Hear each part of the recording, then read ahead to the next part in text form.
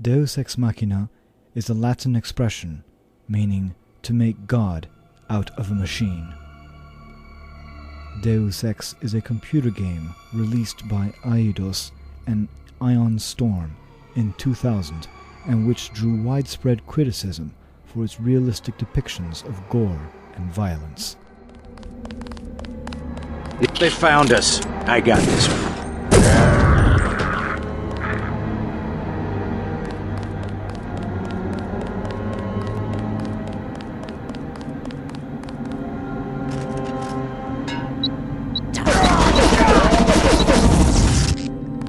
What went uncommented at the time was the game's realistic and refined portrait of America under attack by terrorists and waging a defense against biological warfare. Although the terrorists in the game have more in common with the Montana secessionist militias than with Osama bin Laden, and the disease used in the game is not anthrax but an engineered nanotechnological microscopic machine/virus, the climate of fear and uncertainty depicted everywhere in this complex game was prophetic. Quiet. Huh? I got this one. The New York City skyline was even missing the World Trade Center towers. Be careful. Paranoia is a drug. You can get addicted. At the heart of the game is not gore, but the unsettling notion that where great power is concerned, no one is innocent, and nothing is as it seems. Fascist.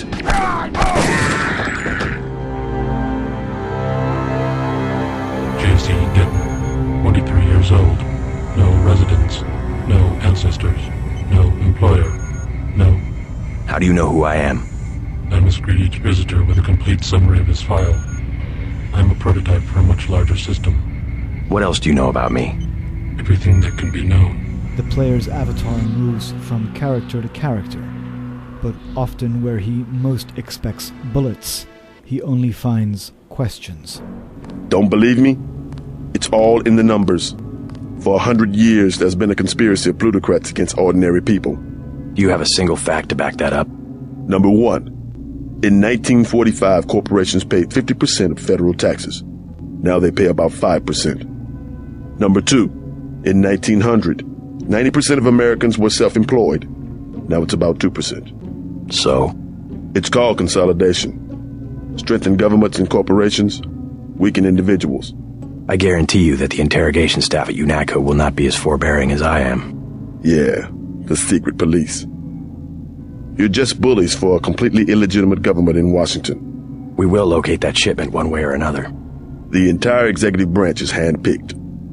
19 of the last 23 U.S. presidents have been members of the Trilateral Commission. The Trilateral Commission is financed by the Rockefellers and the Rothschilds. Don't tell me. That's a think tank. Anyone can become a member. But not everyone does. That's why they call it the secret government. You can't fight ideas with bullets. Did you ever ask what it's for? The surveillance, the police, the shoot-on-sight laws. Is that freedom? UNATCO teaches teenagers to fight when it still seems like a game. And look at you. You're a killing machine. Who's the scary one, huh? Me or you? The more of us you kill, the more that secessionism lives in the hearts of the people. Ever wonder why big car companies pay 2% tax while the guys on the assembly line pay 40%? Corporations are so big you don't even know who you're working for. That's terror. Terror built into the system. While an immense team of map designers, coders, 3D animation specialists, actors, all worked to make the game what it is, and the writers included Chris Todd, Austin Grossman, Harvey Smith, and the game's overall designer, Warren Spector, it was Sheldon Pacotti who bore most of the responsibility for creating the game's dialogue. Sheldon Pacotti agreed to be interviewed from his home on KFJC and to speak about Deus Ex. I'm going to start with the title, Deus Ex Machina. That was the first thing that kind of intrigued me. And Deus Ex Machina, I'm assuming, refers to the old Latin expression of lowering a mechanical god on stage in order to solve some intractable problem. But the expression actually means making God out of a machine, I believe. And there are machines everywhere in the game. There's nanotechnology, the sort of tiny technology that runs inside of our bodies. There's robotech. There's teratech, gigantic machines that do unimaginable amounts of processing, and it's the stuff that comes out of a science fiction sort of James Bond laboratory. And everywhere there are these machines making gods out of men. And yet, the appeal of the story for me is that in the end there are many human decisions being made. And I'm wondering where this culture of machinery, was that something you wove into the story? That was something that was in the story at the outset? Well, the title definitely was there before I joined the project. In fact, I don't think I'd even heard of the game, the first year that it was in production. So I think definitely the standard meanings for the term were the original inspiration for the title for the game. I think the core meaning is probably centered on the Illuminati acting as puppeteers and basically making themselves into gods through machinery and basically deciding the outcome of the world on their own from a secret place, basically.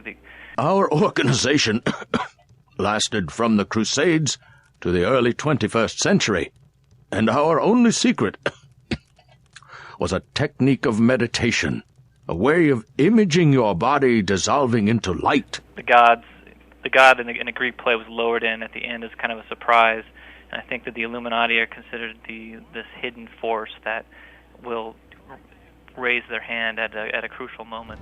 A bunch of pretentious old men playing at running the world. The game opens up with this image, which is all the more impressive because it's not insisted upon, the decapitated Statue of Liberty. We have other problems. UNATCO?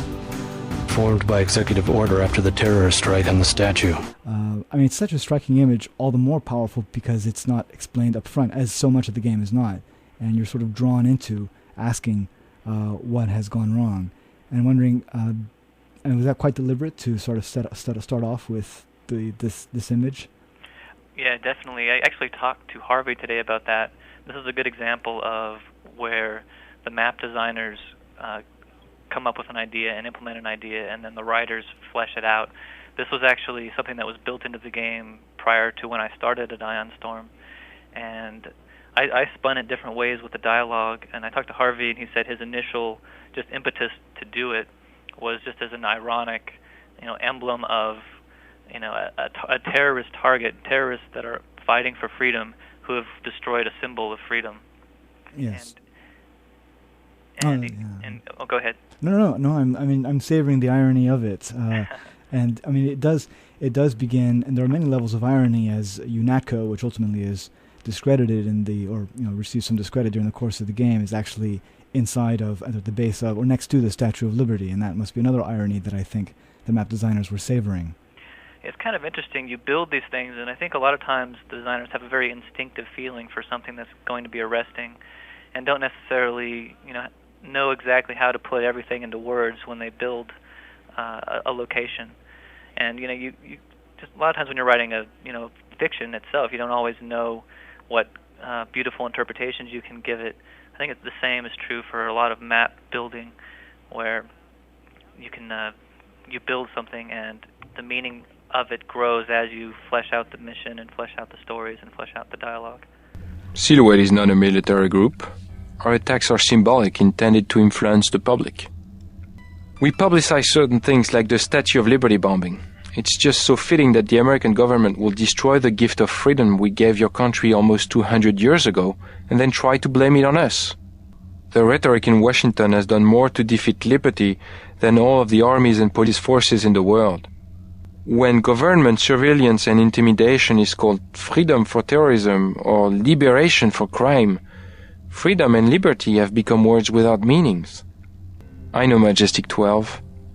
When they have learned what they can, they will execute every last one of the prisoners. This war all around us is being thought over the very meanings of words.